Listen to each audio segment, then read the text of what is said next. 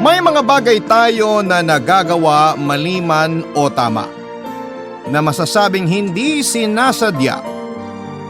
Pero minsan may mga sinasadya tayong bagay na iniisip natin na mabuti naman ang kahihinatnan.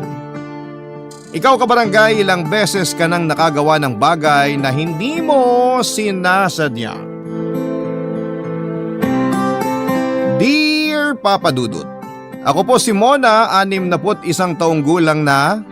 Noong 1 taon po ako nag-retire sa aking pinagtatrabahang kumpanya. At ang ikukwento ko ay nangyari noong taon din na yon. Ako po ay biyuda na, 10 taon na din po ang lumipas. Mahal ko po ang aking nasirang asawa, may anak po kami na babae.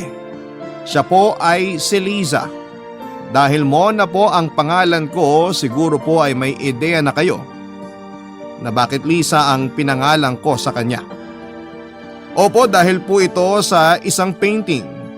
Si Lisa po ay 26 years old na ngayon. Makulit po ang anak ko, Papa Dudut, dahil 10 taon na daw po akong balo ay dapat daw na mag-asawa na uli ako.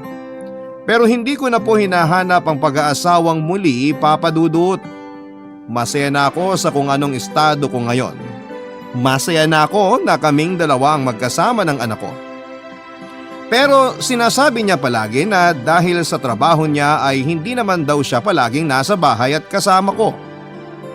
Pinapadala po kasi siya sa iba't ibang parte ng Pilipinas ang anak ko para alamin ang lagay ng mga branch ng kumpanya nila. Hindi ko na lamang po babanggatin ang kumpanya pero maganda po ang trabaho ng anak ko doon at mas maganda po ang sweldo niya. Hindi ko naman po inaasahan ang sweldo niya dahil may sarili naman akong pensyon na matatanggap buwan-buwan. Dahil sa tagal ko din naman pong nagtrabaho. Masaya lamang ako sa magandang sweldo niya dahil mas makakaipon siya habang maaga bago siya makapag-asawa kung sakali. Pero ang pinagtataka ko po ay kung bakit wala pang ipinapakilalang boyfriend sa akin ang anak ko.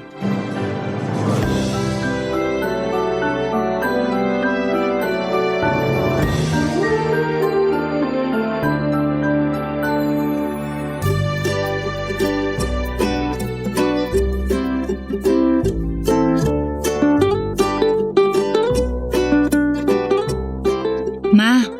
Ay nako, ayang ka na naman. Alam ko na yung mga ganyan mo. Po? Wala naman po akong sinasabi. Wala pa pero pasimula ka na. Ma, ano naman ang sasabihin mo? Na mag-asawa na uli ako. Bakit nga po ba hindi pa kayo mag-asawa uli? Bakit mo ba ako pinipilit? Ma, nagtatanong lang ako. Naku, wag ka nga magpatay mali siya dyan. Kaya nga ma, bakit ba ayaw mo pang mag-asawa uli? Gusto mo na bang kalimutan ng papa mo? Ma, hindi naman porke mag-aasawa uli kayo kakalimutan na natin si Papa. 10 years nang wala si Papa. Siguro naman magiging masaya siya pag nakita niyang masaya kayo. Masaya naman ako ah. Ma, iba yung saya ng may kapartner. Nandiyan ka naman. Ma, palagi akong wala. Madalas wala kayong kasama dito.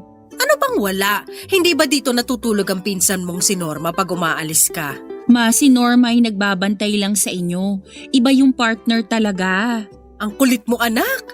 Ayoko na nga mag-asawa uli. Matanda na ako. Makaka-60 mo pa lang, ano bang matanda dun? Ang matanda yung 300 years old. Tigilin mo nga ako sa pagkapilosopo mo. Ma, si Mang Andy? Parang nakikita ko may gusto sa'yo yun. Ikaw malisyosa ka. Kaibigan ko lang yon. Si Kuya Badong. Ayun, alam ko, nagpaparamdam sa inyo yun. Gusto mo talaga si Badong? Walang trabaho yon. Umaasa lang sa magulang sa edad niyang yon. Kung sa bagay. Si Mang Ilino. Anak? Pa 100 years old na ata yun. Baka bago kami makasal, biyuda na naman ako.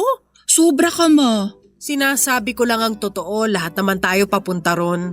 Si Kuya Georgie. Ayun, matagal nyo ng kaibigan yun. Kung sa bagay, okay naman si Georgie. Ayan.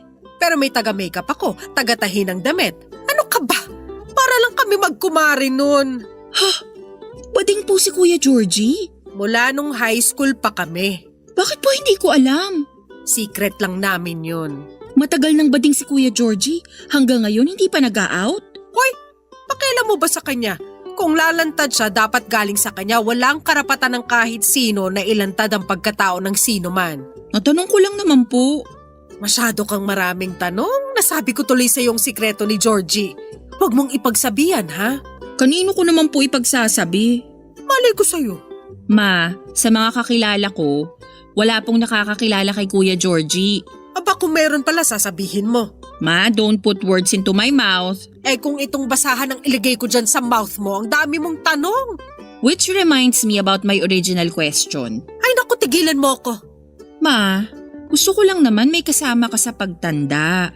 Matagal pa ako tatanda. Kasasabi mo lang 60 pa lang ako. Ma, huwag ka nang magpatawa, sagutin mo na lang ako. Ayoko nga. Masaya ako ngayon. Kung darating man yan, di darating. Pero kung hindi, huwag nating pilitin. Wow, pang Miss Universe ang sagot ah. Alam mo, maglinis ka na lang para matapos tayo ng maaga. Magluluto pa tayo. Kita nyo na? Ano na naman? Eh di kung may kapartner ka, di sana may tagaluto ka. Lahat na lang nire-relate mo, no? Uy, napipikon. Para kang ano? Hey ma. Ay, Lisa, So bakit nga ayaw mo pang mag-asawa uli? ang kulit mo! Eh kung ibalik ko sa iyo yung tanong, ikaw, bakit wala ka pang pinapakilalang boyfriend sa akin? Teka, wag mo sabihing, OMG! Paano ako magkakaapo? Bunganga mo mang. May mga nanliligaw sa akin kaso wala pang spark. Spark. Pag umapoy ka dyan sa kaartihan mo. Ma, ako? Maarte? Oo, ikaw, maarte. Sa bunutang kita dyan eh. Ma, may irereto ako sa inyo. Mabait. Kanino ka ba nagmana ng kakulitan, Lisa?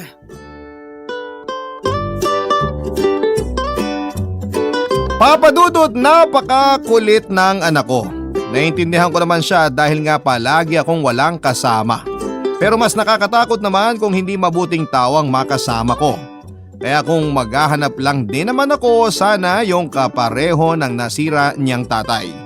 Hindi naman sa mataas ang standards ko sa paghahanap ng bagong makakasama, ang ibig ko lang namang sabihin sana'y pareho ng tatay niya. Yung tipong mabait, mapagmahal, maalalahanin at masayang kasama. Sana yang apat na katangian na yan ang maging katangian na kung sino mang makikilala ko. Kung darating man siya. Hindi ko alam, Papa Dudut, kung dapat ba na nandun lahat yung apat na katangian na yon. O kahit kulang ng isa papatusin ko na. Pasensya na kung nakakainis ang sinasabi ko, pero kung susundin ko ang gusto ng anak ko, ang gusto ko lang naman ay maging maligaya. Hindi lang ako, kundi pati siya. Pero isang sorpresa pa lang inihanda ng anak ko nang hindi ko namamalayan.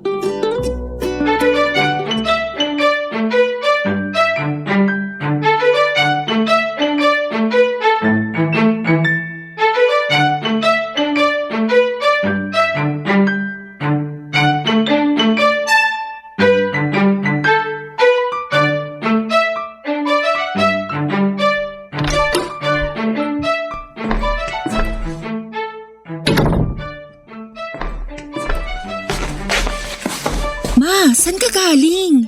Sa mananahe, nagpatahi ako ng bagong kurtina. Ay, may kasama ka pala, hindi mo sinabi. Good evening po. Good evening po. Ma, si Nelson. Ikaw bata ka. Darating pala ang boss mo, hindi ka nagsabi. Sana hindi na muna ako umalis at nang nakapagluto. Ayos lang po, ma'am. Hindi naman ako gutom. Ma, hindi ko boss si Nelson. Ay, sorry. Akala ko kayong boss ng anak ko. Katrabaho mo siya, anak? Hindi po. Boyfriend ko po siya, ma. Ah, okay. Ano? Pasensya na kayo sa anak ko, pala biro talaga yan. Seryoso po siya. Yes, ma. Seryoso ako. Ako nga, Lisa, wag mo na namang pinagtitripan, ha? Dinamay mo pa yung katrabaho mo. Ma, hindi ko nga siya katrabaho. Bakit parang ayaw mong maniwala? Ay, anak, tigilan mo na yan. Totoo po. Bakit ayaw niyong maniwala? Sandali, sino ka ba talaga? Boyfriend ko nga, ma. Nak, halika sandali. Mag-usap tayo sa labas. Mahal, sandali lang ah.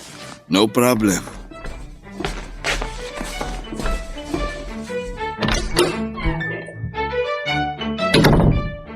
Bakit ma? Nagpapatawa ka ba? Itatanong mo pa kung bakit. Di ko nga po alam. Sino ba talaga yung lalaking yon? Boyfriend ko nga po.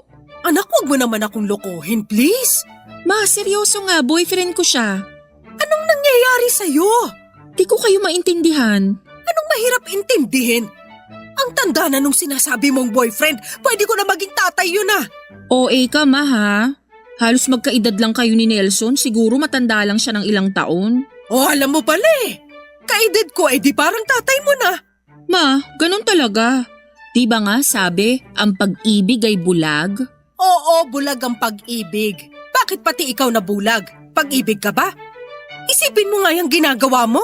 Ma, boses mo naman. Baka matinig ka ni Nelson. Siguro nga mas tamang marinig niya. Baka sakaling siya ang magising sa kahibangan nyo. Ma, sobra ka naman. Naku Lisa, hiwalayan mo yan. Hindi magandang pangitain yan.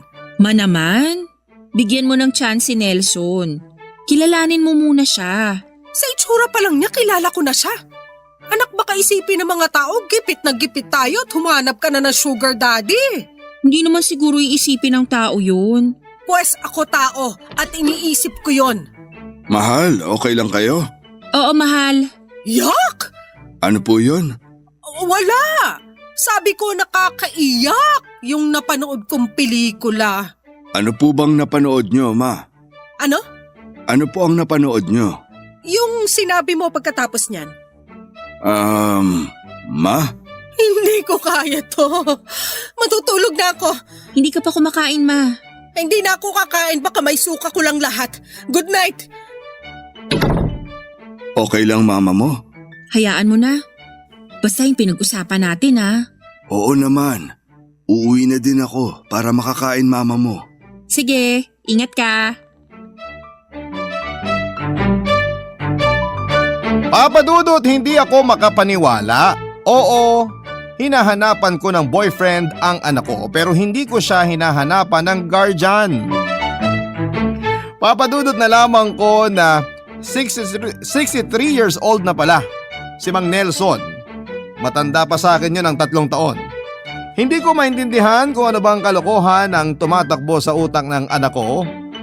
Kundi hindi ako hinahanapan ng mapapangasawa ay pumatol naman siya sa sobrang tanda na sa kanya. Saka kung kumilos yung lalaking yon ay feeling 21 anyos. Halata naman na gurang na siya. Hindi malaki ang tiyan niya pero ang lapad niya. Hindi naman siya mataba pero ganon ata pag nagkakaedad parang lumalapad ang katawan. Nainis nga ako noong makilala ko siya. In-extend pa ang inis ko kasi halos araw-araw na nandun si Nelson sa bahay namin. Hindi naman sila masyadong nag-uusap ni Lisa, nabubwisit ako na para siyang reporter at halos lahat ay tinatanong sa akin. Hindi ko alam Papa Dudut pero sa palagay ko ay kailangan kong gumawa ng paraan kung paano sila mapaghihiwalay na dalawa dahil hindi ko matake ang lahat ng mga nangyayari ng panahong yon, Papa Dudut.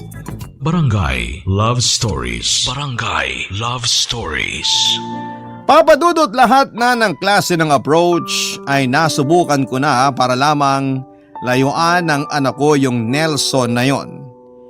Inisip ko na kung ayaw makinig sa akin ng anak ko ay dapat yung matanda ang kausapin ko para siya na ang lumayo sa anak ko. Nang kausapin ko at nasabi lahat ng gusto kong sabihin, akalain mo ba namang magsumbong sa anak ko yung huklubang yon? Inis na inis talaga ako sa lalaking yon.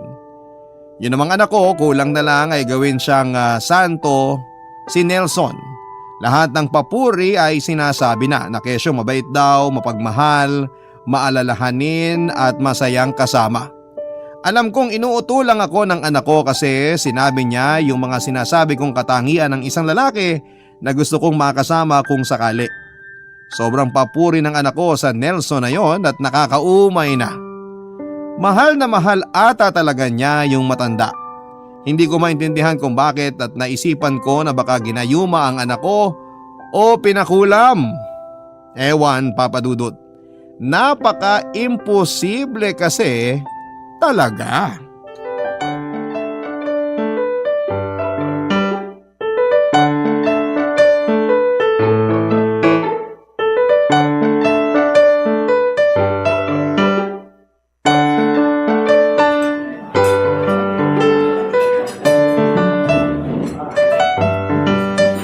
Ma, nag-pre-order na ako ha.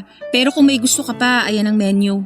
Bakit mo ba ako niyaya sa restaurant na to? Mamaya na po pagkakain na natin. Naku, baka hindi ako makakain sa kakaisip kaya sabihin mo na. Ma, mamaya na. Bakit may pamamaya-mamaya ka pa dyan? Pwede mo namang sabihin ngayon na. Sandali na lang, Ma. Good evening. Ayan na pala si Nelson. Sandali. Akala ko date nating dalawa to. Bakit may asungot? Ano po yon? Wala, wag mo nang pansinin si Mama. Siyempre, nagdala ako ng flowers para sa magagandang mga babae. Eto sa'yo, mahal. At eto sa inyo, Huwag mo kumatawag-tawag na mahal ha? Siyempre po, hindi. Kaya nga po, mahal lang ang sinabi ko. Maupo ka, mahal. Ano bang meron at pinapunta niyo pa ako rito? Huwag niyo sabihin, pambihira! Ma, anong nangyari sa'yo? Magpapakasal na kayo? Ma naman, masyadong mabilis magdesisyon. Ma, walang ganun. Anong kasalang sinasabi niyo? Ay, salamat sa Diyos. Ma, huminahon ka kasi para mas maintindihan mo yung sasabihin namin. Basta hindi tungkol sa kasal magiging mahinahon ako. Hindi po tungkol sa kasal. Mabuti. Mabuting mabuti. So tungkol saan? Kain po muna siguro tayo. Ay isa ka pa naman eh. Sabihin niyo na dahil baka hindi ako makakain sa kakaisip. Mas mabuti sigurong si Lisa na ang magsabi. Ma, huwag kang mabibigla ha. Ano? Buntis ka?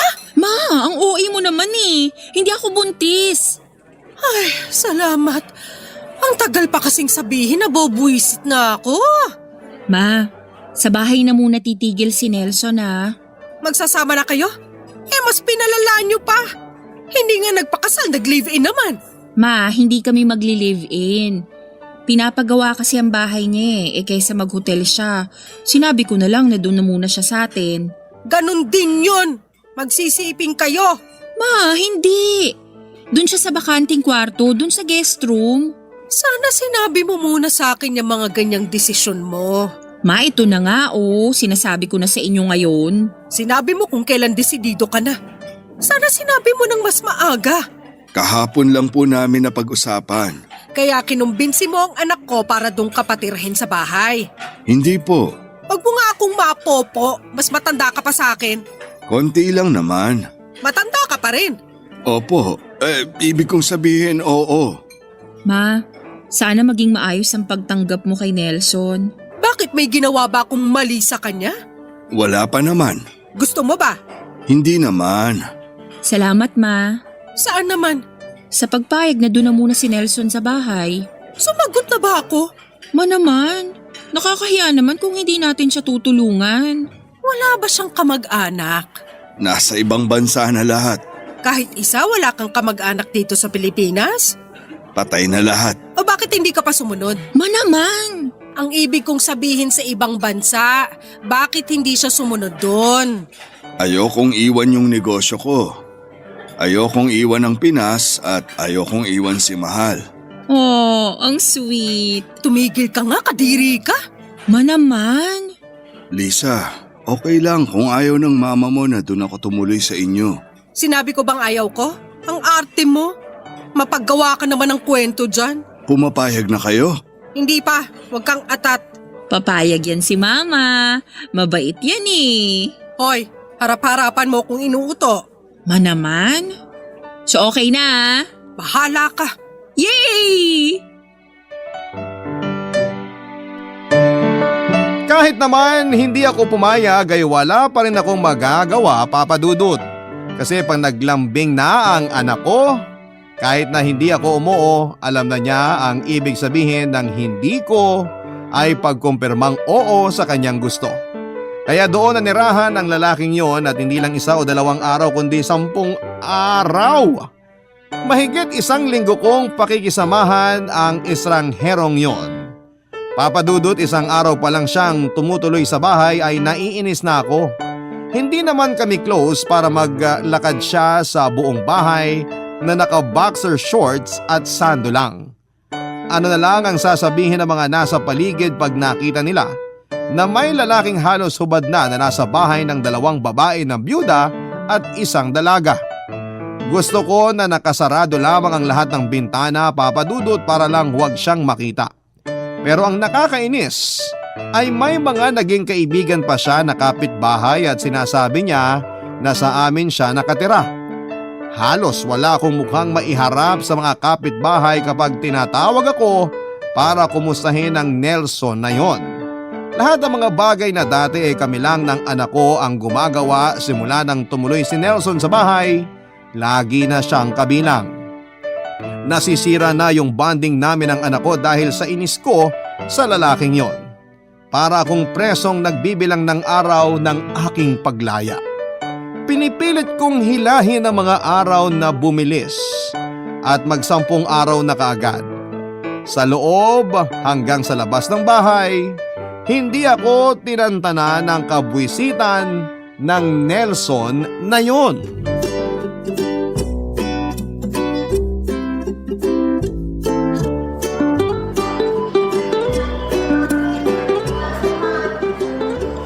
Ano ba yan? Naiwan mo bang pustiso mo? Anong naiwan? Siyempre hindi. Mula nung umalis tayo sa bahay hanggang ngayon na nandito tayo sa grocery, hindi ko pa nakikita ang ngipin mo. Bakit, anong gusto mo? Bitbiting ko sa palad ko ang pustiso ko para nakikita mo. Naman eh. Ibig kong sabihin, ngumiti ka naman. Ano ako, baliw? Ngingiti nang wala namang dapat ngitian? Ma, napakaganda ng umaga. Kaya malaking dahilan na yon para ngumiti. Ano bang maganda? Bakit nagsama ka pa ng bantay na aso? Ma, sobra ka naman kay Nelson. Ang aso sumusunod. Si Nelson, ayun no, humihiwalay na nga sa atin. Bakit kasi kailangan mo pang isama yan? Dati naman tayo lang 2 nag-go-grocery. Ayaw mo nun? May tagabuhat tayo ng pinamili natin. Dati naman na nagpapabuhat tayo ng pinamili sa mga bagger. Mas maganda pa kasi nakakatulong tayo sa pagbibigay ng tips sa kanila. Pero hindi naman nila tayo ihahatid hanggang bahay. Pero ngayong nandyan si Nelson, mula dito hanggang sa pagdating sa bahay, may tutulong sa atin magbaba sa kotse at magpasok sa bahay ng mga pinamili natin. May tumutulong naman sa atin dun sa lugar natin. Ma, magpasalamat na lang tayo. Saan? Mas lalo kaya siya nakagulo sa atin. Ma, ang tahimik nga ni Nelson eh. Tumutulong din siya sa gawaing bahay. Di ko nga alam kung bakit ayaw mo nang sumamang maglinis ng bahay. Kaya kaming 2 na lang naglilinis. Gusto kong maglinis ng bahay pero yung hindi siya kasama. Ma, wala naman pong ginagawang mali si Nelson. Mali na nasa bahay siya at lalong mali na boyfriend mo ang lalaking yun. Ma, bakit ba hindi niyo masabi ang pangalan niya? Tigilan niyo na yung pag-acknowledge sa kanya ng lalaking yun. Aba, bakit ko siya tatawagin sa first name? Hindi naman kami close. Ay naku ma, hindi ako gagalaw dito hanggang hindi niyo sinasabi ang pangalan niya. Para kang sira. Halika na. Ayoko ma, hindi ako aalis dito. Tumigil ka, hindi ka na bata. Ang tanda mo na para magagaganyan ka pa. Basta, hindi ako aalis sa kinakatayuan ko. Oo na. Hindi ko na siya i-acknowledge na lalaking yun. O, okay na. Halika na. Sabihin mo muna pangalan niya. Ano ba yan, Lisa? Basta, sabihin niyo muna pangalan niya. Nelson. Okay na ba? Ulitin niyo. Ay, anak! Ay! Nelson! Yes, ma'am. Nandiyan ka na pala. Ikaw talaga. Kinakawayan pa nga kita habang papalapit ako dito. Ayun! So sinetap mo ang pagsabi ko ng pangalan niya. Tara na ma, mamili na tayo. Ikaw bata ka, ewan sa'yo kung kanino mo naman ang ugali mo. Ewan nga po eh. Hindi naman ganito si Papa. Hindi nga. So kanino kaya? Halika na mag-ikot na tayo at mahaba ang listahan ng bibili natin. Okay, pero bakit mo ako tinawag kanina? Hindi kita tinawag, huwag kang kampante. Nadinig ko eh. Kung sa bagay, hindi lang naman ako ang Nelson na nandito sa grocery. Kaya tumahimik ka na. Tara na, Lisa.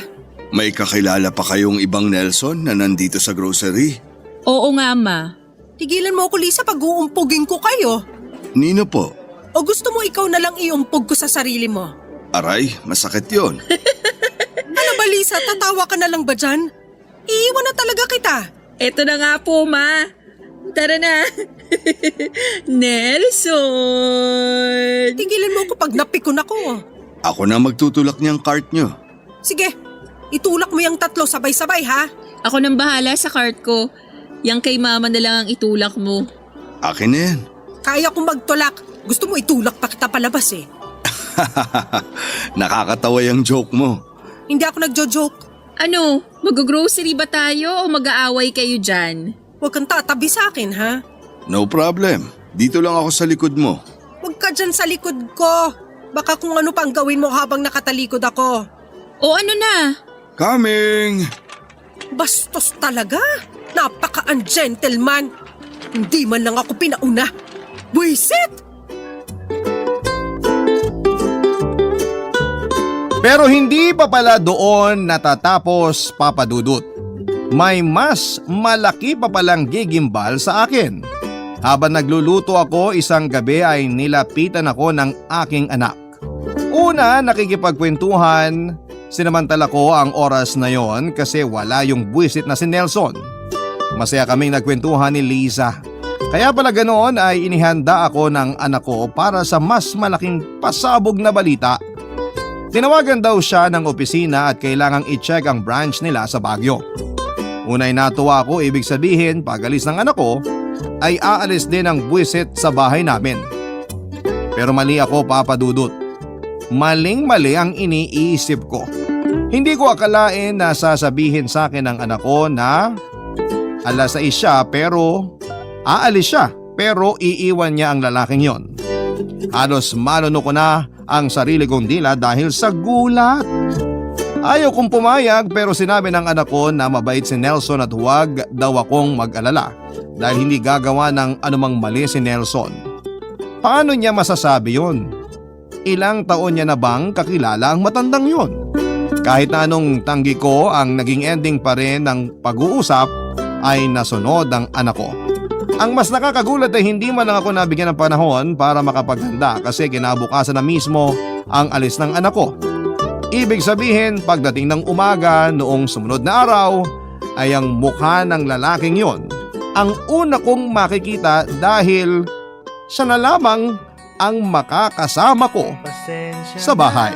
Barangay Love Stories. Barangay Love Stories. Papa Dudut, unang araw pa lamang mula nang maiwan kaming dalawa ni Nelson sa bahay ay kahit na hindi ko pa nakikita ang pagmumukha niya ay sira na ang araw ko. Kaya ayaw ko munang lumabas ng kwarto, Papa Dudut. Pero noong magutom ako ay napilitan na akong lumabas. Nagulat ako, Papa Dudut, ang linis ng bahay at pagpasok ko sa kusina ay may nakaluto na ring almusal. Iniiwasan ng utak ko na isipin na ang lahat ng yon ay ginawa ng lalaking yon. Mas gusto kong isipin na may pumuntang diwata sa bahay ko at ginawa ang lahat ng yon. Nasa gitna ako ng pagkamangha ko nang biglang tawagin ako ni Nelson at nagulat ako at napasigaw dahil sa boses niya, Papa Dudut. Handa na akong bulyawan siya nang makita kong may dala siyang bulaklak. Nanlaki ang mata ko at iniisip ko na siyang sampalin kapag inabot na niya sa akin ng bulaklak. Pero mali ako. Lumampas siya sa akin at nilagay ang bulaklak sa florera na nasa ibabaw ng mesa. Para daw mas masarap kumain, dapat may bulaklak sa mesa. Ewan, Papa Dudut, pero parang mas naasar ako sa kanya sa ginawa niya. Napakakampante niya nakikitira lang naman siya.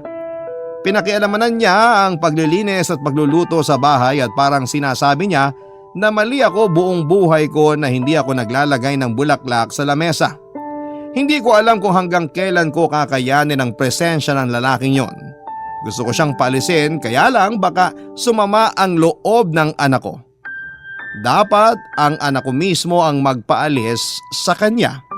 Kaya humihiling na lamang ako na pagkalooban ako ng mahabang pasensya para sa lalaking yon.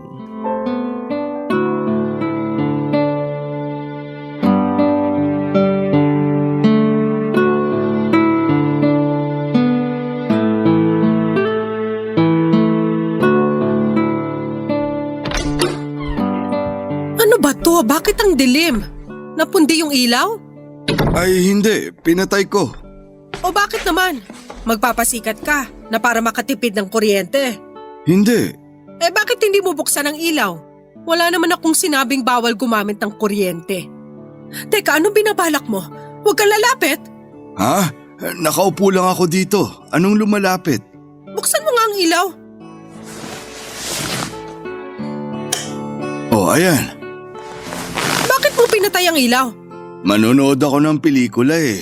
Sana kung gusto mo ng madilim, doon ka sa sinihan nanood. Wala na sa sinihan tong panonoorin ko. O kasalanan ko. Sinasabi ko lang naman. Nagdala ka pa ng kumot dyan.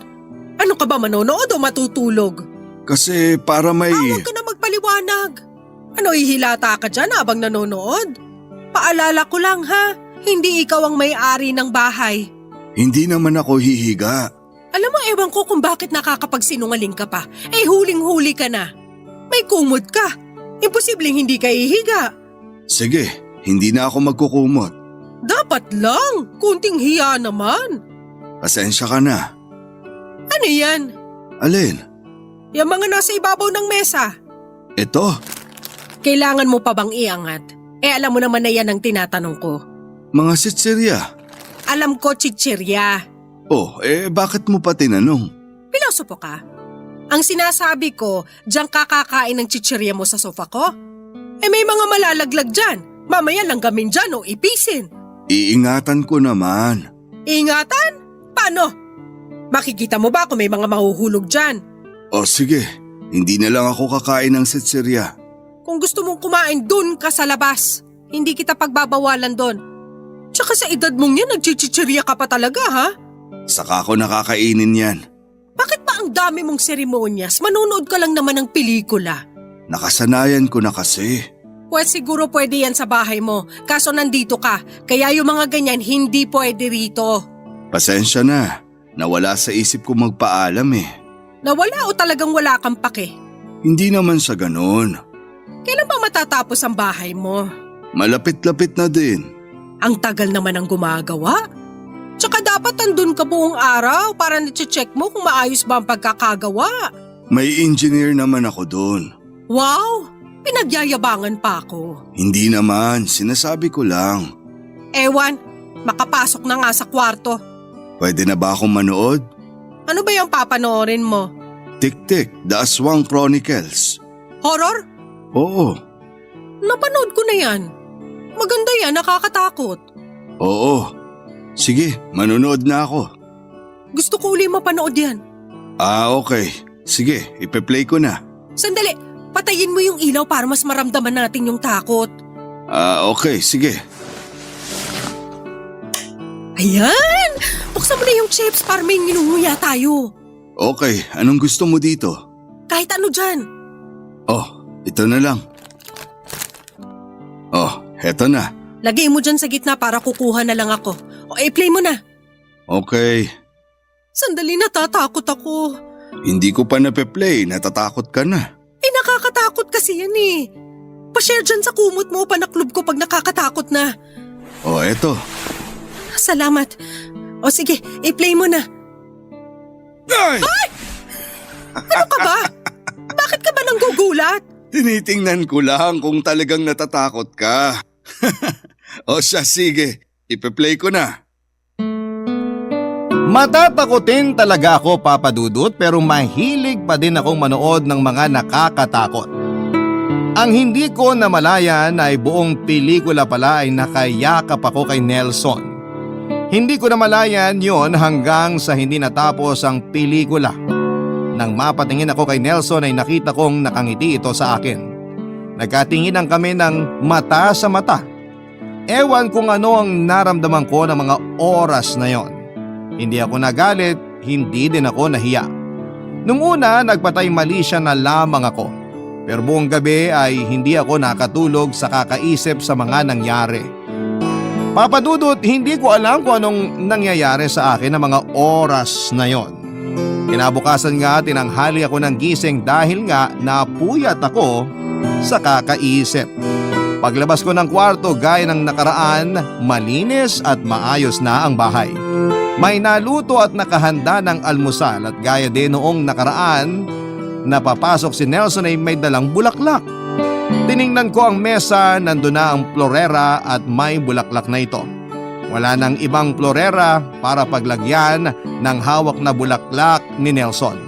Pagkaharap ko sa kanya ay nagulat ako nang inabot niya sa akin ang dalang bulaklak. Hindi ko alam kung bakit hindi ako nagalit o nagulat. Ngumiti na lamang ako at nagpasalamat. Papa Dudut, sa 5 araw na kami lang ang magkasama ay nagkagaanan kami ng loob. At kahit na hindi namin pinag-uusapan ay parang nahuhulog na kami sa isa't isa. Napakasaya ko sa pag-aalaga ni Nelson sa akin. Naramdaman ko uli ang pakiramdam na may nag-aalaga sa akin at nagising na lamang ako sa isang ilusyon nung araw na parating na ang anak ko.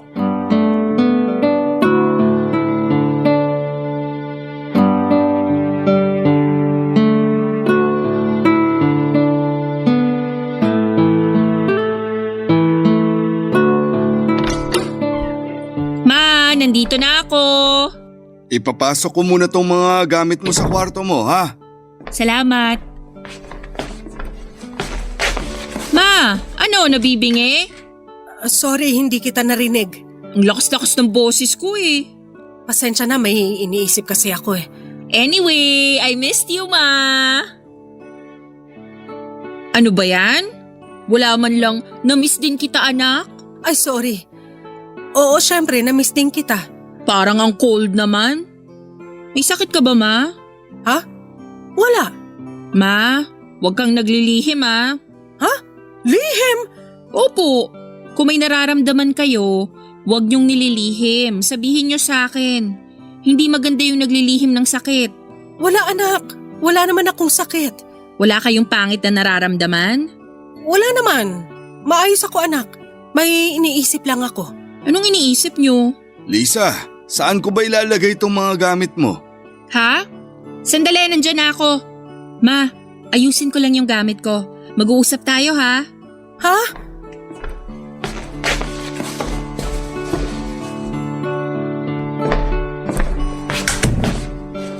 Bakit ka lumabas sa kwarto? Siyempre, baka mamaya magbibihis si Lisa. Sana kinausap mo muna siya. Mamaya na kami mag-uusap.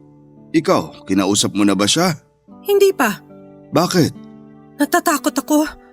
Baka magalit sa akin ang anak ko. Hindi ka sigurado dyan. Malay mo naman, iba ang maging reaksyon niya. Malay lang yan. Paano kung magalit siya? Anak ko yun. Siguro, mas kilala mo ang anak mo kaysa sa akin. Oo naman. Eh di alam mong hindi siya mababaw na tao. Nelson, kahit anong sabihin natin, mali ang naramdaman natin. Walang mali. Naging totoo lang tayo. Pero girlfriend mo ang anak ko. Ma! Ay, Ay, ano ba? Anak! Anong nangyari, Ma? Ilang araw lang akong nawala, naging mali-mali ka na? Lalabas muna ako, ha? Baka may kailangan kayong pag-usapan. Meron talaga. Sige, tawagin niyo lang ako. Nasa labas lang ako.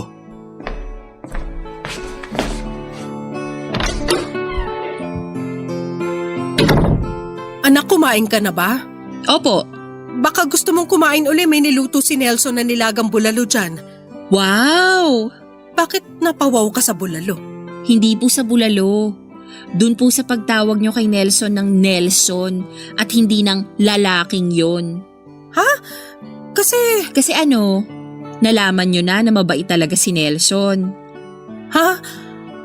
Oo. Yes! Sa wakas! So hindi na kayo galit sa kanya? Anak? Hindi na nga kayo galit sa kanya. Thank you po, Ma. I love you.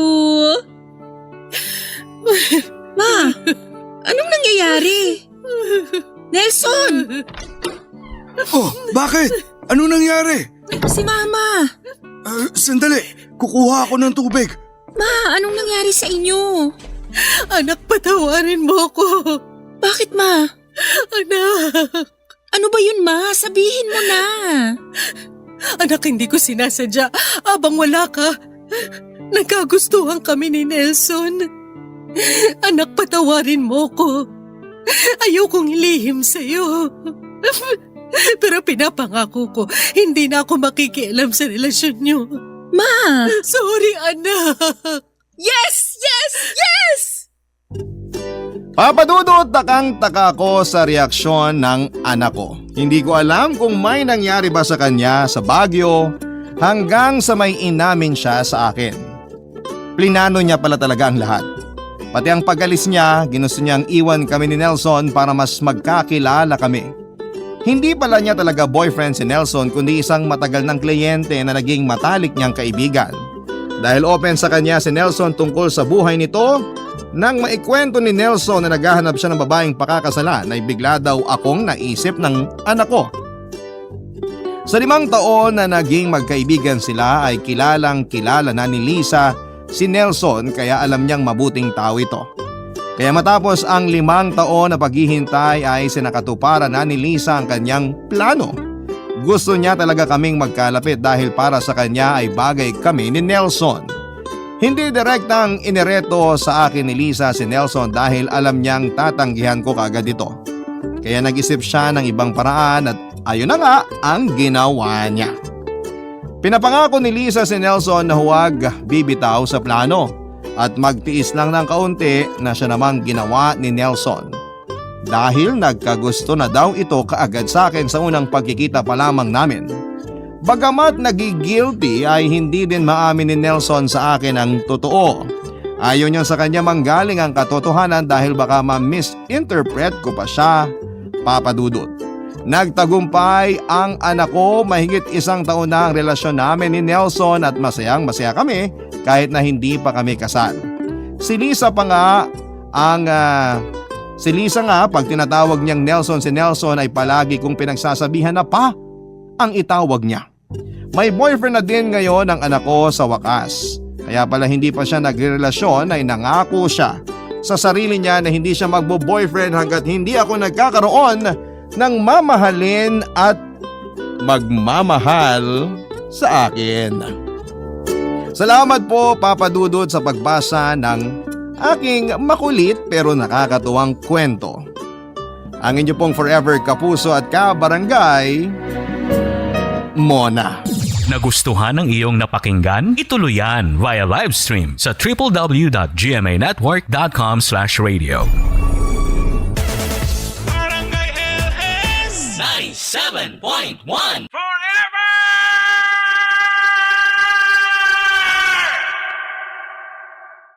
Marami ang nagkakaanak, ngunit hindi nagiging magulang. Merong walang anak pero sila pa yung karapat-dapat na tawaging mabuting ehemplo sa isang bata. Ikaw kabarangay, anong handa mong isakripisyo para maitaguyod ang anak na hindi nanggaling sa'yo? Dear Papa Dudut, nagkaroon na ba kayo ng isang espesyal na laruan? Ako kasi ay oo. Yon ay ang teddy bear na niregalo sa akin noong Christmas party namin noong grade 6 ako.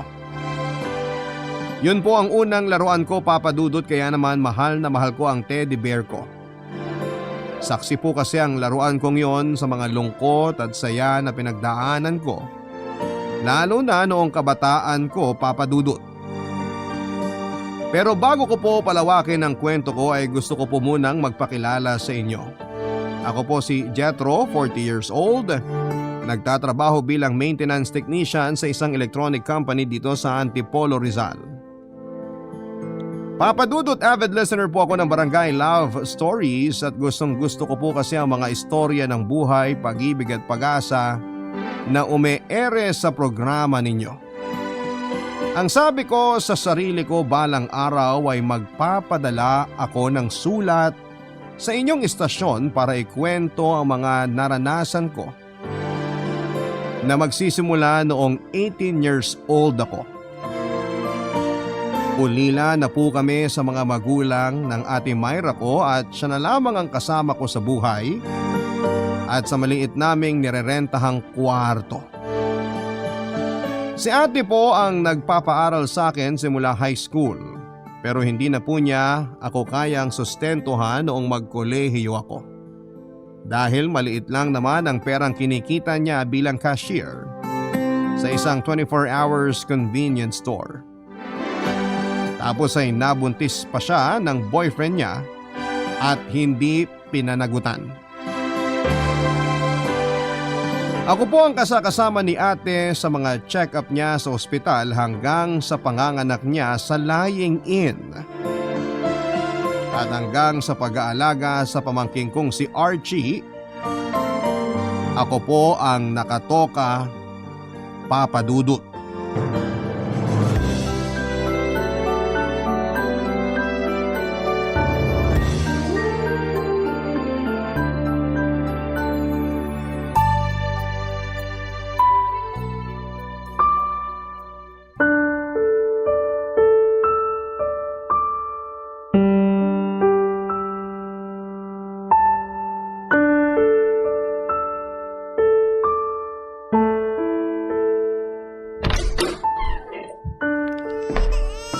Si baby ba yun? O Jethro, nandiyan ka na pala. Puntahan mo nga muna yung batang maingay na yun. Nakakarindi na kasing iyak niya eh. Shhh! Tahan ka na, baby. Andito na si Tito. Hala, Ate Myra, puno na pala diaper ni baby kaya siguro siya umiiyak. Ano? Puno na naman? Kakapalit ko lang dyan kanina. Teka, ako na magpapalit ng diaper niya. Sakto, bumili ako sa tindahan. Sandali lang, baby. Papalitan ka na ni Tito ng diaper. Lintik talagang bata yan, oh. Napakalakas umihi.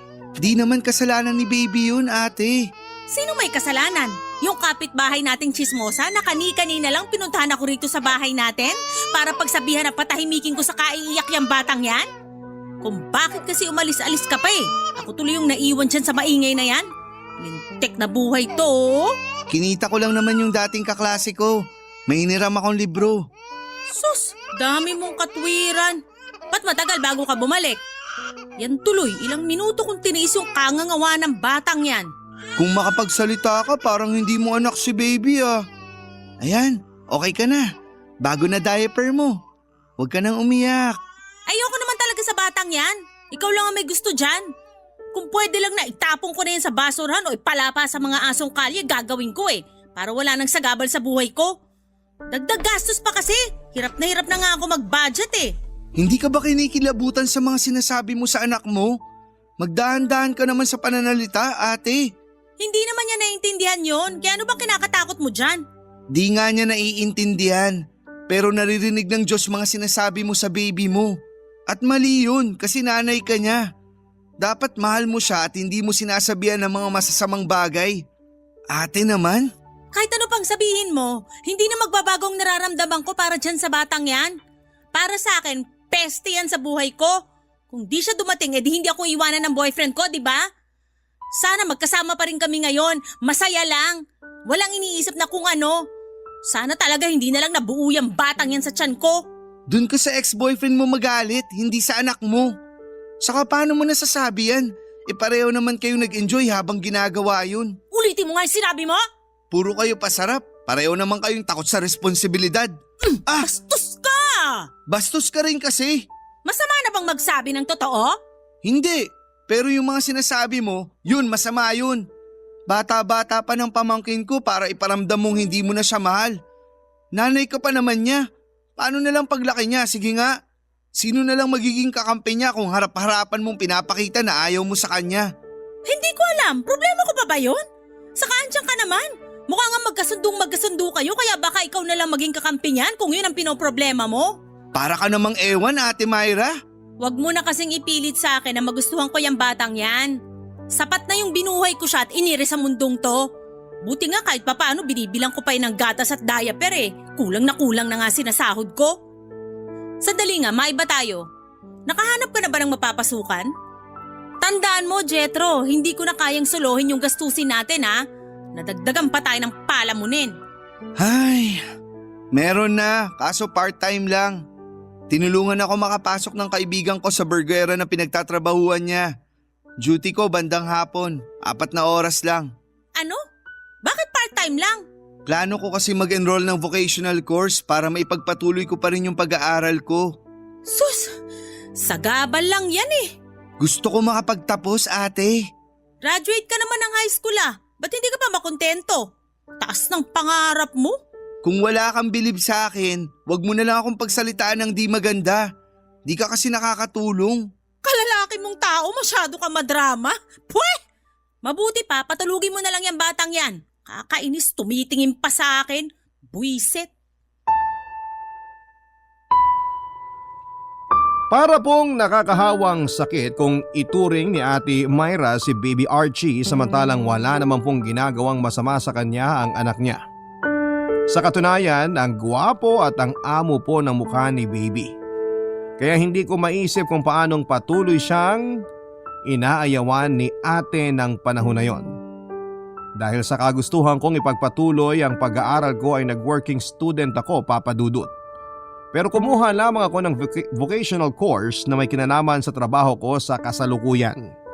Kailangan ko po kasing pirmeng kumita ng pera dahil walang katulong ang ate ko sa mga gastusin sa bahay namin.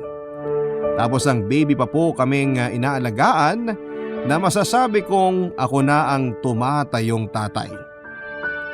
Maraming beses ko na pong sinama sa mga klase ko ang pamangking ko, lalo kapag nag-iiba ang shift ni Ate Myra sa trabaho niya at walang mapag-iiwanan sa anak niya. Mabuti na lamang dahil hindi issue sa school na pinapasukan ko ang pagsama ko sa pamangkin ko na walang ginawa kundi matulog lang naman, Papa Dudut. Unwanted baby po ang pamangkin kong si Archie. Laging sinasabi ni Ate Myra na wala sa plano ang pagkakabuo sa anak nila. At madalas ay sinisisi din niya ang pamangkin ko kung bakit siya iniwan ng boyfriend niya. Bilang kapatid, galit ako sa mga ganong klaseng lalaki. Yun bang hindi mo kayang panagutan ng responsibilidad mo sa pamilya mo kaya ginusto mo na lamang na tumakas? Pero hindi ko rin po mapigilang mainis o magtanim ng sama ng loob sa ate ko dahil sa trato niya sa anak niya. Hindi niya kasi mahal si Archie, Papa Dudut. Kaya hindi katakataka na lumaking salat sa pag-ibig, kalinga at atensyon ng ina ang pamangkin ko. Lumipas po ang 2 taon, nakagraduate ako sa kurso kong may kinalaman sa pagtiteknisyan. Nakapasok po ako sa kumpanya na hanggang ngayon ay pinagtatrabahuhan ko pa rin at naging maayos naman ang lahat. Nagdaan pa po ang ilang pang mga taon nang magkaroon po ng bagong relasyon si Ate Myra sa katauhan ni Eman. Naging regular customer niya ito na laging tumatambay sa pinagtatrabahuhan niyang convenience store para kumain ng siopaw. Yun pala ay pinupormahan na niya si ate. Noong nagkapalagayan sila ng loob ay doon na po siya niligawan ni Eman. 10 taong gulang na po noon si Archie samantalang 28 na ako. Ilang buwan matapos maging mag-on ni na Ate Myra at Eman ay nag-live-in po sila. Bale sa bahay na po umuwi noon si Eman, bagay na kinaiinisan ko dahil napakatamad at napakakalad pa niya sa bahay namin. May trabaho naman po si Eman, boy siya sa isang car wash shop di kalayuan sa barangay namin. Pero mabisyo po ang live-in partner ng ate ko. Mahilig siyang magsabong at mag-inom na nagiging dahilan ng madalas nilang pag-aaway ni Ate Myra, Papa Dudut. Tapos ang kinakainis ko ay pinapalo pa niya si Archie kahit wala namang ginagawang masama sa kanya ang pamangkin ko, Papa Dudut.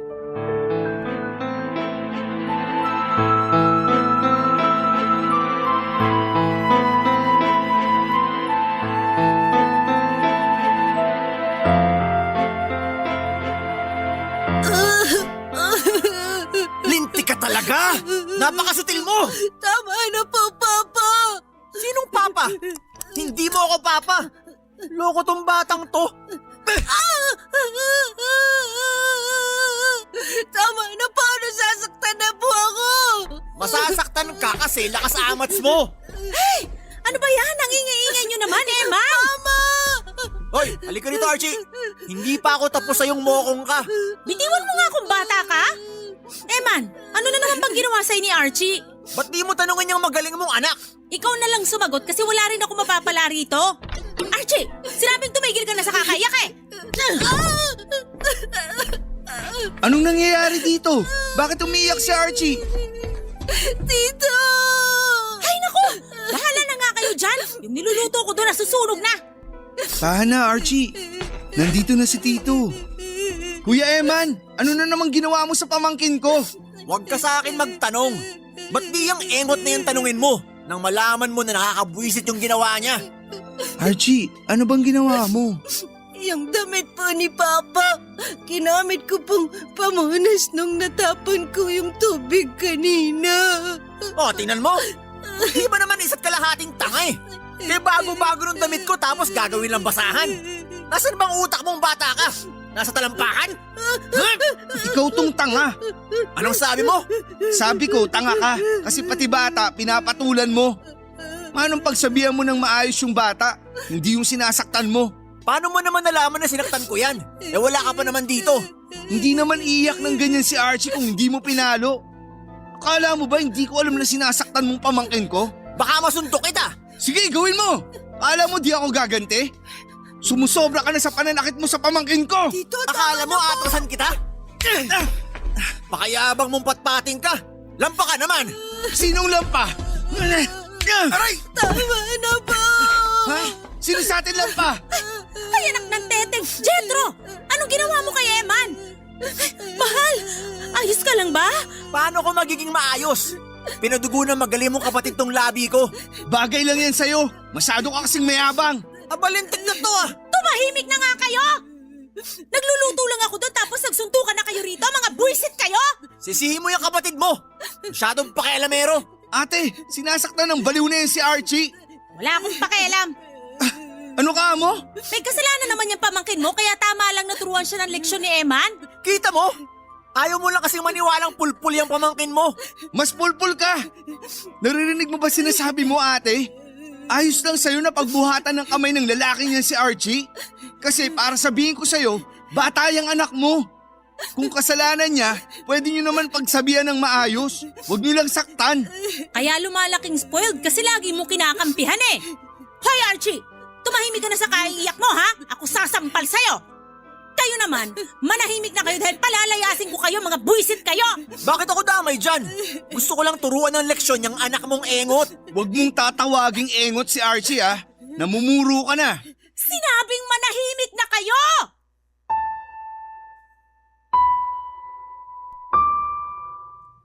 Para sa akin ay walang karapatan ng kahit na sino na pagbuhatan ng kamay ang pamangking ko.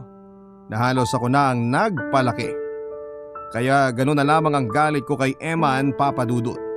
At wala akong pakialam kung nagpang-abot pa kami ng gabing yon. Maipagtanggol ko lamang si Archie. Kahit sinong matinong tao ang mananakit ng musmos ay papatulan ko talaga. Walang kalaban-laban ang pamangking ko sa kanya tapos ay ginaganon lamang niya. Nakakasama lang po ng loob yung mas kinampihan pa siya ni Ate Myra na para bang hindi sinakta ng sarili niyang anak. Nang mga panahon na yon ay lalong nadagdagan ang sama ng loob at hinanakit ko sa sarili kong kapatid. Pero mas nang ibabaw po ang pagwo-worry ko kay Archie. Iyak kasi siya ng iyak kaya kinailangan ko pa siyang ilabas at ilayo sa tinutuluyan namin para lamang patahanin. Bali nagpunta na lamang po kami sa malapit na perya na nasa kabilang kanto lang namin para mag-aliw-aliw. Nalulungkot po ako ng husto, Papa Dudo, dahil buong buhay ni Archie ay ramdam niya na hindi siya gusto ng mama niya. Tapos ay umasa siya na magkakaroon ng father figure sa katauhan ni Eman pero hindi po yun nangyari dahil demonyo ang live-in partner ng ate ko. Kaya nga sa abot na makakaya ko ay ipinaramdam ko po sa pamangking ko na hindi siya nag-iisa. na meron siyang ako na pwede niyang takbuhan at asahan sa oras ng pangangailangan. Palibhasa, nakikita ko kasi sa kanya yung batang ako. At ayoko pong maranasan niya yung pakiramdam na walang nagmamahal sa kanya habang lumalaki siya. Papa Dudut. Barangay Love Stories. Barangay Love Stories. Nang mga panahon na yon, ako na po ang nagpapaaral kay Archie dahil ayaw na siyang sustentuhan ng sarili niyang ina.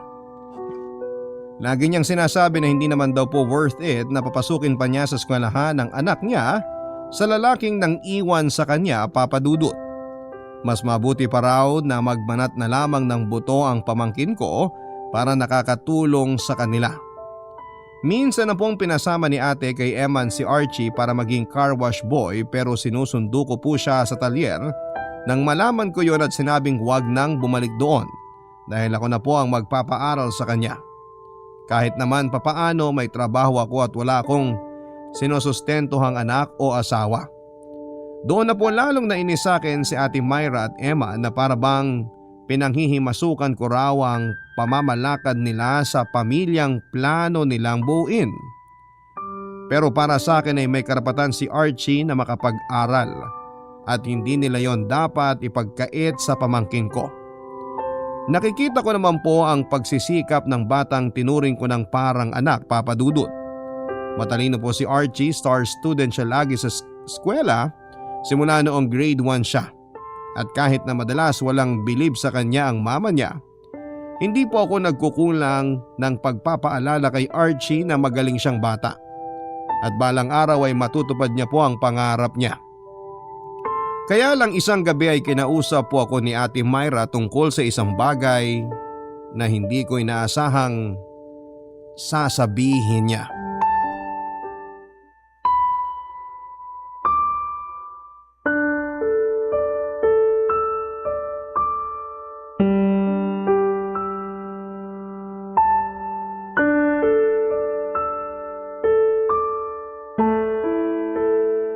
Gusto mong umalis na ako sa bahay natin, ate? Narinig mo sinabi ko, di ba? Di ka naman bingi. Ayoko nang paulit-ulit. Pero saan ako pupunta? Pati ba naman yan, problema ko pa? May trabaho ka naman. Siguro may ipon ka kaya kayang-kaya mo magrenta ng tutuluyan mo. Hindi ko lang maintindihan. Bakit kailangan mo akong paalisin? Ay, Jetro, hindi ka ba talaga makaramdam? Masyado nang masikip tong bahay natin para sa ating apat. Tapos lagi pa kayo nag-aaway ni Emma, nakakapikon na. Halata namang ayaw niyo sa isa't isa kaya nga sinasabi ko na umalis ka na. Gusto mo na ako yung umalis imbis na yung demonyo mong live-in partner? Pambira, Ate Myra. Kapatid mo ako. Magkadugo tayo. Oo na, nandun na ako. Pero intindihin mo sana. Hindi habang buhay pwede tayong tumira na magkasama sa iisang bubong. Wala ka bang planong bumuo ng sarili mong pamilya? Kasi tumatanda ka na. Bakit naman napunta dyan ang usapan? Pakabobo mo naman? Kailangan ko pa bang ipaliwanag lahat sa'yo? Oo, kasi hindi ko maintindihan. Buntis ako, Jetro. Ha? Magkaka-baby na kami ni Eman. Lalaki na pamilya namin kaya magiging masikip na tong bahay sa ating lahat. Alam nga namang paalisin ko si Eman, tatay siya ng magiging anak ko. Kaya nga ikaw na lang mag-adjust. Kaya mo namang buhayin sarili mo eh. May trabaho ka na, kumikita ka na. Pero paano si Archie? Isasama ko siya, ate. Hindi mo pwedeng isama si Archie. At bakit hindi? Anak ko pa rin siya. Ako pa rin nanay niya. Nanay ka, pero ako ang nagpapaaral sa kanya. Ako ang nagmamahal sa kanya, hindi ikaw. Sa mata ng Diyos at sa batas ng tao, mas may karapatan ako kay Archie. Kaya wag ka na makipagtalo. Nag-usap na kami ni Eman. Siya na raw magpapaaral sa anak ko kaya hindi mo na kailangang isipin yung tungkol sa bagay na yon. Sarili mo na lang isipin mo, Jetro. Hindi mo na kailangang panghimasukan yung pamilya namin. Ate ba talaga kita? Kasi kung oo, bakit ganyan ka kasama sa sarili mong kapatid? Matanda ka na.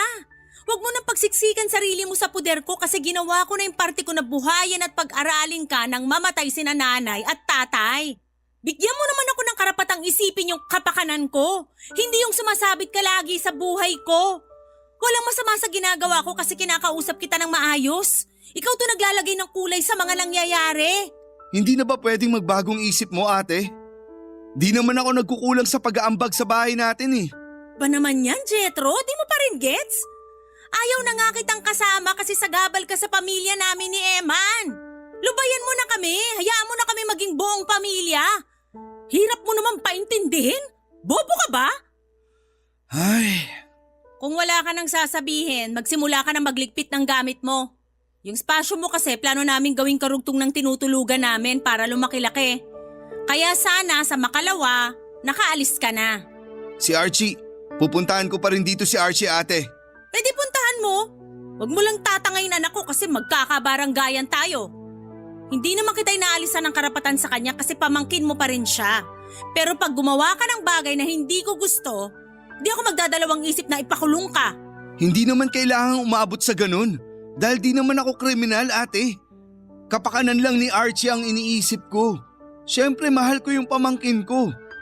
Simula bata yan, ako na nag-alaga sa kanya. Dahil ikaw na sarili niyang ina, walang pakialam sa kanya. Manahimik ka na ha? Totoo naman sinasabi ko ah. Mas mahal mo pa yung Emma na yan kaysa sa anak mo. Tapos ngayon bigla mong sasabihin na gusto mong magpakananay kay Archie? Ginagalit mo talaga ako, Jetro? Baka gusto mong pagbawalan kitang makita pamangkin mo. Sige. Ate naman, mahal na mahal ko si Archie. Huwag mo naman siyang ilayo sa akin. Kaya nga manahimik ka na sa mga panunumbat mo. Kung makapagsalita ka parang hindi kita binuhay nung bata ka. Hoy, para sabihin ko sa'yo, kung masamang ina nga ako sa anak ko, sana nauna na ako naging masamang ate sa'yo. Sana noon pa lang pinabayaan na kitang manlimos dun sa kalye para damputin ka ng mga otoridad at dalin sa bahay ang punan. Pero ginapang kita, pinakain, pinag-aral. Gusto ko lang naman na umalis ka na sa bahay namin, tapos hindi yung dami mo pang sinasabi, nakakainit ka ng ulo. Labag po sa loob ko na paalisin ni Ate Myra sa nirerentahan naming apartment pero wala na akong nagawa nang bigyan niya ako ng palugit. Para sa kanya ay siksika na raw kami sa maliit na paupahang yon kaya dapat na magkanya-kanya na kami. Tapos na rin daw ang responsibilidad niya sa akin at matanda na ako para hindi bumukod. Saka nang ipagtapat niya pong buntis siya sa anak nila ni Emma ay lalo ko pong naramdamang wala na akong puwang sa pamilya nila. Nakakatampo lang kasi kapatid niya ako pero kung palisin niya ako ay para akong ibang tao. Nang makahanap ako ng rerentahang apartment malapit sa pinagtatrabahuhan ko ay umalis na nga po ako sa poder ng ate ko, Papa Dudut. Sa pag-iisa ko sa 4 na sulok ng maliit na kwartong inuupahan ko, naramdaman ko po yung labis na lungkot. Yun din ang eksaktong pakiramdam ko noong magkasunod na namatay ang mga magulang namin dahil sa sakit at aksidente. Opo, inalagaan ako at pinag-aral ni Ate Myra. Pero hindi naman kami ganon ka-close, Papa Dudut. Madalas ay sinusungitan niya ako noong bata ako kaya naman takot po ako sa kanya. 6 na taon po ang tanda sa akin ni Ate Myra, 14 anyos ako nang maulila kami at 20 naman noon si ate. Meron na siyang trabaho. Sa kabila ng mga tampo ko sa kanya ay mahal ko po ang ate ko dahil pamilya ko siya. Kaya lang dahil sa pagpapaalis niya sa akin sa bahay nila, naipon na lang ng naipon yung sama ng loob ko sa dibdib ko para sa sarili kong kapatid. Doon na ako nagpakabisi sa trabaho para hindi ko na nga po maalala yung lungkot na nararamdaman ko. Pero hindi ko pa rin po mapigilang isipin si Archie lalo na nung iyak siya ng iyak. Nang araw na umalis ako sa bahay nila. Kaya nga kahit ayokong makita ang kapatid ko at ang live-in partner niya ay pumupunta pa rin ako sa kanila para dalawin ang pamangkin ko, Papa Dudut.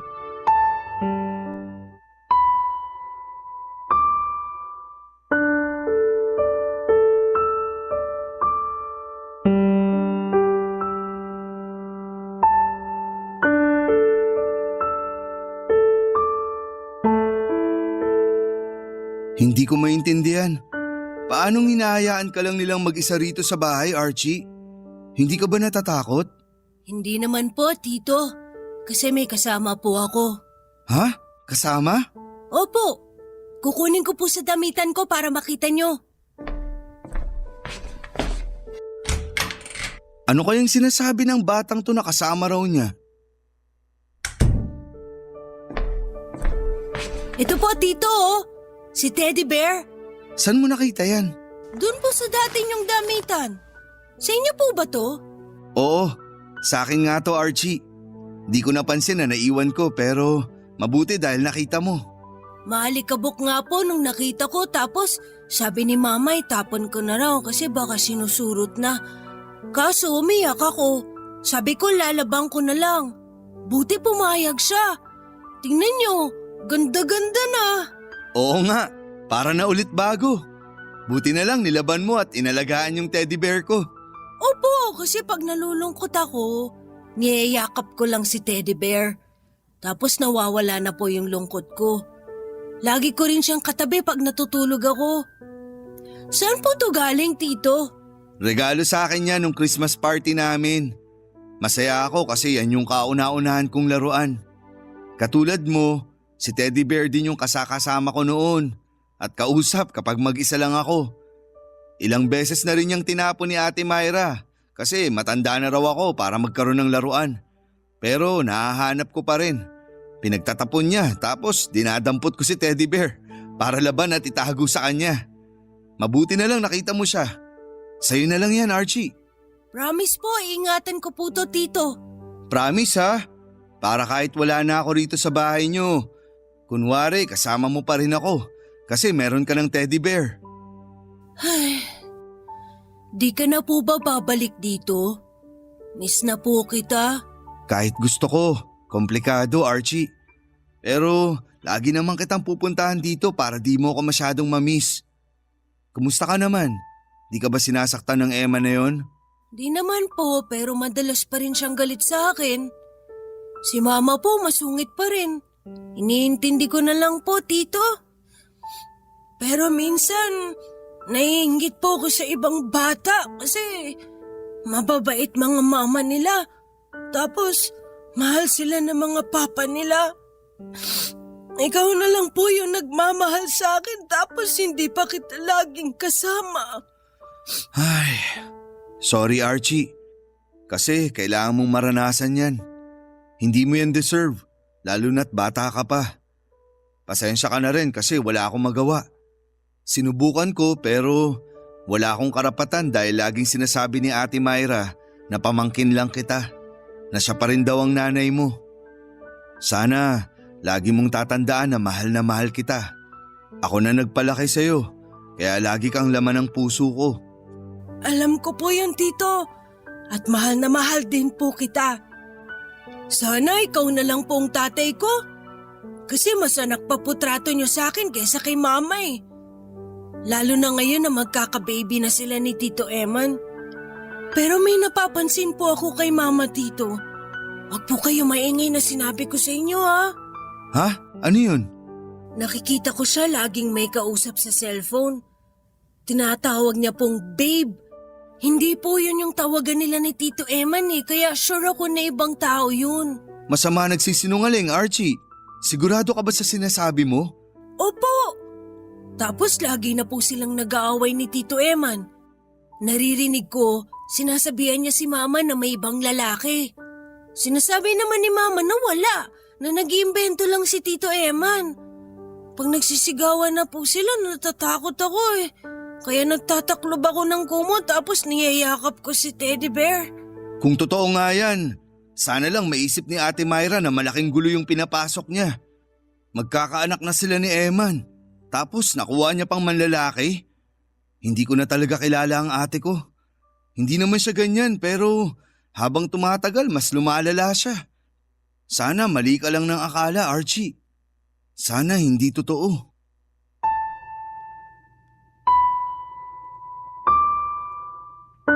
Hindi po ako makapaniwala sa mga sinabi ni Archie tungkol sa ate ko, Papa Dudut. Alam ko kasi na hindi sinungaling ang pamangkin ko pero hindi ko pa po kinumpronta si Ate Myra dahil may samaan pa po kami ng loob ng panahon na yon. Sinabi ko pa nga noon sa sarili ko na bahala na siya sa buhay niya na wala na akong pakialam sa mga desisyon na gagawin niya dahil matanda na siya. Kung gusto niyang sirain ng pamilya na binubuo nila ni Eman, nasa kanya na yon. Aaminin ko po na naging matigas ang puso ko para sa sarili kong kapatid ng panahon na yon, Papa Dudut. Kay Archie na lang talaga ako may pakialam kasi dumalang naman ang dumalang ang pagkikita namin at pagdalaw ko sa kanya nang malipat ako ng trabaho at lumayo po ako ng destino. Bali nasa Baguio na po ako ng panahon na yon sa sister company ng pinapasukan ko. Kaya bihira na lamang po akong umuwi sa Antipolo hanggang sa nabalitaan ko na lamang po sa mga kakilala ko doon na nakipagtanan si Ate Myra sa bago niyang lalaki at iniwan si Archie sa poder ni Eman. Papa Dudut. Barangay Love Stories. Barangay Love Stories. Papa Dudut, umuwi po agad ako sa Antipolo matapos kong malaman ang nangyari. Pero naabutan ko pong binubugbog ni Eman ng pamangkin ko kaya naman hindi na ako nagdalawang isip na ipabarangay siya. Galit na galit po ako ng panahon na yon dahil wala siyang karapatang pagbuntunan ng galit ang batang wala namang kasalanan sa nangyari sa kanila ng ate ko. Hindi ko na po pinakinggan ang paliwanag ni Eman kung gaano siya nasasaktan. Nang iwanan siya at ipagpalit ni Ate Myra sa ibang lalaki dahil ang gusto ko po ay makulong siya. Kasi sinaktan niya si Archie. Ang batang bata pa po ng pamangkin ko para makaranas ng ganong klase ng kapabayaan at pagmamaltrato. Kaya naman galit na galit ako sa kanila ng ate ko. Ako na po ang tumayong guardian ni Archie, Papa Dudut. Nagstay kami sa Antipolo ng ilang araw dahil ayaw niyang sumama sa akin sa Baguio City. Gusto raw po niyang hintaying bumalik ang mama niya kahit na sinabi ko na sa kanya na hindi na yon mangyayari. Umiiyak na lamang po ng umiiyak ang pamangkin ko dahil iniwan na siya ng mama niya, bagay na kinakalungkot ko ng husto. Hindi ko po kasi lubos maisip kung paanong nagawang abandonahin ng ate ko ang sarili niyang anak at iwan si Archie sa taong minsang nanakit sa kanya. Sinabi ko sa sarili ko na hindi ko po mapapatawad si Ate Myra kahit na bumalik pa siya sa buhay ng anak niya. Hindi nagtagal ay nakumbinsi ko pong sumama sa akin si Archie sa Baguio dahil andon ang trabaho ko. Pero hindi po ganong kabilis na nakapag-adjust ang pamangkin ko, Papa Dudut. Naging masakitin po siya at malungkutin kaya naman apektado po ako ng husto. Kaya nung isang beses na na-ospital si Archie dahil sa taas ng lagnat ay nirequest niya sa akin na gusto niyang makausap ang mama niya. Awang-awa po ako sa pamangkin ko, Papa Dudut. Dahil butot balat na siya. Wala siyang ganang kumain at lagi na lamang siyang umiiyak. Nag-aalala na ako sa kanya kaya ang ginawa ko noon ay ginawa ko makakaya ko para makontak si Ate Myra at pakiusapang balikan niya ang anak niya, Papa Dudut.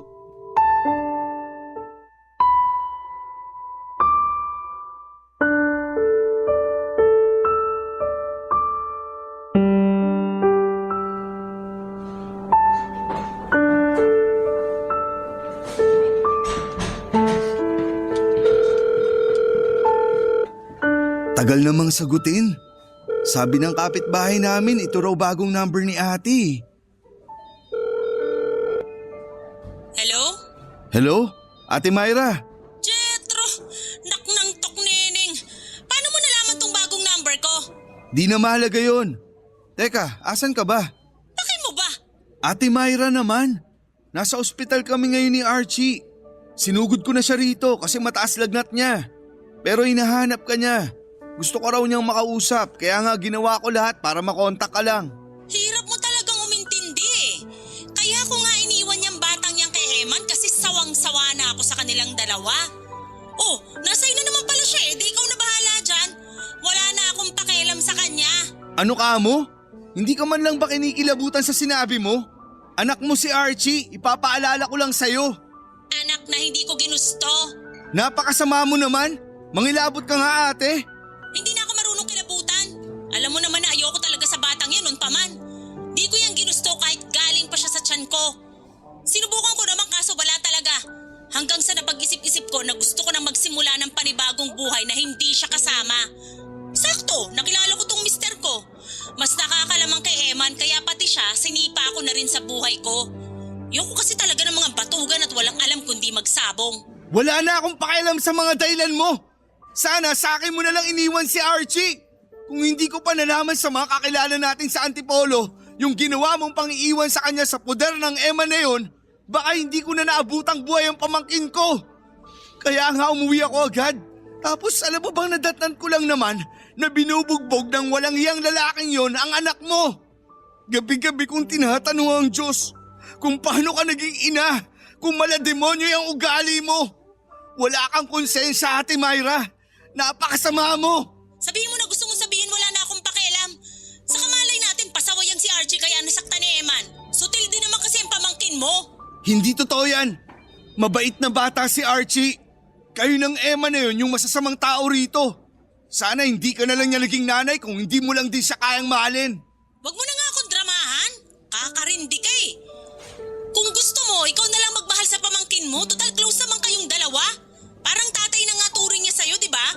Di ka ba natutuwa? May instant anak ka na? Tantanan niyo na ako ha. Nakakabwisit na kayo. Kayo na lang magsama. Wag niyo na akong isali kasi may sarili na akong pamilya. Sige na. Bababa ko na tong phone kasi baka hanapin ako ng asawa ko. Sabihin mo na lang kay Archie na hindi na ako babalik kaya wag na siyang maghintay. At kumain ka mo siya kung gusto niyang gumaling dahil kung ayaw niya, bahala siyang mamatay. Ate Myra?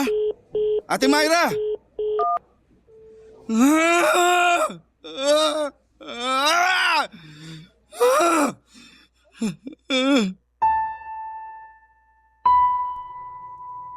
Hindi ko po alam na meron pala talagang masamang magulang. Yun po ang eksaktong pinatunayan ni Ate Myra nang hindi niya piliin si Archie at tuluyang iwanan sa poder. Sa poder ko ang pamangkin ko, Papa Dudut. Magkahalong galit at pagkadismaya ang namayani sa akin ng panahon na yon. Kung balang araw babalik man si ate sa buhay ni Archie ay gusto ko na pong ipagdamot sa kanya ang pamangkin ko dahil hindi niya deserve ang magkaroon ng anak na sa dulo ay pababayaan niya lang din. Kaya nga sinabi ko noon sa sarili ko na ako na ang tatayong tatay sa pamangkin ko. Pinaliwanag ko po kay Archie ang sitwasyon at pasalamat na lamang ako sa Diyos. Dahil sa murang edad niya ay naunawaan niya. Oo, namimiss pa rin niya si Ate Myra pero kailangan naming magpatuloy sa buhay dahil kami na lamang ang magkasama. Makalipas ang ilang buwan, na-assign po ulit ako sa Antipolo kaya bumalik kami dito ni Archie, Papa Dudut. Nagrenta po kami ng maliit na apartment kung saan ay tumira kaming magkasama. Ako na po ang bumuhay kay Archie, nagpaaral sa kanya at tinuring niyang totoong tatay. At kahit nung mga panahong nalaman naming namatay si Ate Myra sa panganganak, kasama ang baby niya ay naging sandigan po namin ni Archie ang isa't isa para magpatuloy sa buhay. Ako bilang nangako na gagabayan siya at susuportahan sa pag-aaral niya at siya bilang estudyante na may mga pangarap na gustong matupad balang araw. Mabilis po na lumipas sa mga taon, halos magsasampung taon na pala ang nagdaan, Papa Dudut. Nakakataba ng puso dahil meron na po akong kolehiyo.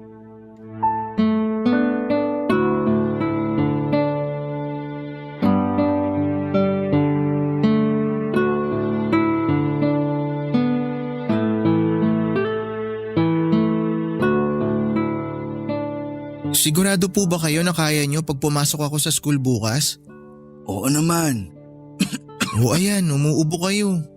Kinakabahan ako, parang hindi nyo naman po kaya eh. Kayo lang po mag-isa rito tapos may sakit pa kayo. Kaya ko naman sarili ko, nak. Ubo lang to at kaunting lagnat. Huwag ka na mag-alala. Saka di ba, excited ka sa unang araw mo sa kolehiyo? Excited po ako pero nag-aalala po ako eh. Hindi ko po kasi alam kung ano po yung mga pwedeng mangyari. Baka hindi ko po kayanin pa. Ha? Ikaw? Hindi mo kakayanin? Paano mo naman nasabi yun? Iba na po kasi yung college kesa sa senior high. Mas mahirap na. Natatakot po ako na baka mabigo ko kayo kasi di po ba nangako ako na mag-aaral po ako ng mabuti para matupad yung pangarap natin na magpupulis ako. Andun na tayo. Pero wag ka pa rin paapekto sa takot mo. Kasi hahadlangan ka lang yan sa pag-aaral mo. Kung lagi-lagi mong iisiping natatakot ka, hindi ka makakausad, nak. Saka wag ka mag-alala. Ano't ano man mangyari, nandito lang ako para sumuporta sa'yo. Alam mo namang hindi kita iiwanan, di ba? Kailan ba kita iniwan? Pa, wala po ako natatandaan na iniwan niyo ako kahit nung bata pa lang ako. Kaya sobrang thank you po. Kasi palagi niyo akong sinasamahan. Yung alam ko po na nandyan lang kayo lagi sa tabi ko para suportahan ako. Sobrang sapat na po yun para sa akin. Dahil po doon, napapanatag ang isip ko. Siyempre, sinabi ko nun sa sarili ko na ako na yung tatayong magulang mo. Hindi ka naman iba sa akin eh. Magkadugo tayo. Hindi man kita totoong anak, tinuring naman kitang tunay na anak. Doon po ako pinakaswerte na tinuring niyo po ako na parang tunay na anak ninyo. Siguro kung wala kayo baka napariwara na ako. Kayo po yung nagligtas sa akin kay Tito Emma nung iniwan ako sa kanya ni Mama. Kaya sinabi ko po talaga sa sarili ko na pagbubutihin ko yung pag-aaral ko para maipagmalaki niyo po ako pa. Pinagmamalaki na kita kasi marami ka nang nalagpasang pagsubok simula bata ka pa lang, Archie. Pinagmamalaki na kita sa pagiging matapang, matatag at maintindihin mo.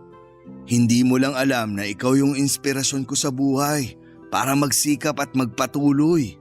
Mahal na mahal ko po kayo, Papa. Kasi dahil po sa inyo nagkaroon ako ng tatay. Dati kasi inggit na inggit ako sa mga kaibigan at kaklase ko na may mababait na tatay. Ako, wala. Laging sinasabi ni Mama na kasalanan ko raw kung bakit siya hiniwalayan ng tatay ko. Kasi raw dumating ako sa buhay nila. Wala kang kasalanan. Wag na wag mong sisisihin sarili mo dahil lang sa pareho silang walang kakayahan maging mabuting magulang sa'yo, Archie. Tandaan mo lagi na blessing ka sa mundong to. Blessing ka sa akin kasi binigyan mo ko ng dahilan para lalong magsumikap sa buhay. Alam nyo pa, wala nga akong mabuting tatay pero meron naman po akong mabuting tito. Tapos ngayon, papa ko na rin kayo. Kaya thank you po talaga. Sana Papa gumaling ka na agad para hindi na ako mag-alala.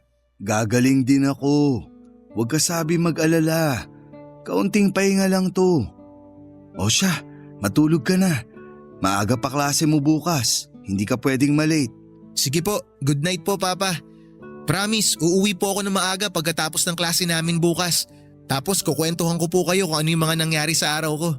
Hihintayin ko, nak. Good night din sa'yo. I love you po. Mas love kita, anak. Hindi naman po lumala ang sakit ko ng panahon na yon, Papa Dudut. Siguro'y nasobrahan lang ako sa trabaho tapos naambunan kaya tinangkaso ako. Pero dahil kay Archie at sa pag-aalaga niya sa akin ay naging maayos ang lahat. Inalagaan niya ako dahil nagkaroon ako ng magandang pahinga at madalas ay nakakainom ako ng gamot dahil sa tulong niya. Habang nagpapahinga ako sa bahay namin ay lagi ko pong kinakausap ang Diyos. At nagpapasalamat sa Kanya dahil patuloy niya kaming pinagpapala at iniingatan ni Archie, Papa Dudut.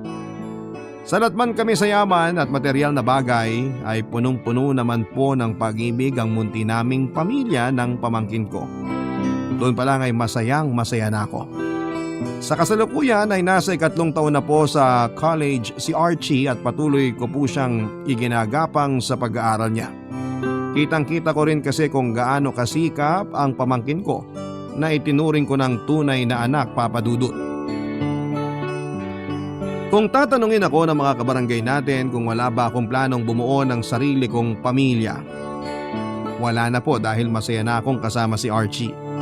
Masaya na akong maging tatay sa kanya at magulang, bagay na hindi nagawa ni Ate Myra sa sarili niyang anak. Siguro ganon talaga, kung ano yung pagkukulang na naranasan natin, ayaw nating ipasa sa mga mahal natin sa buhay. Kaya nga araw-araw ay ginagawa ko ang lahat para mapunan ng pagkalinga, pag-ibig at pagsuporta ang puso ni Archie para pag tumanda na siya ay hindi na niya maipasa sa magiging anak niya yung mga malulungkot at masasakit na bagay na naranasan niya simula pagkabata.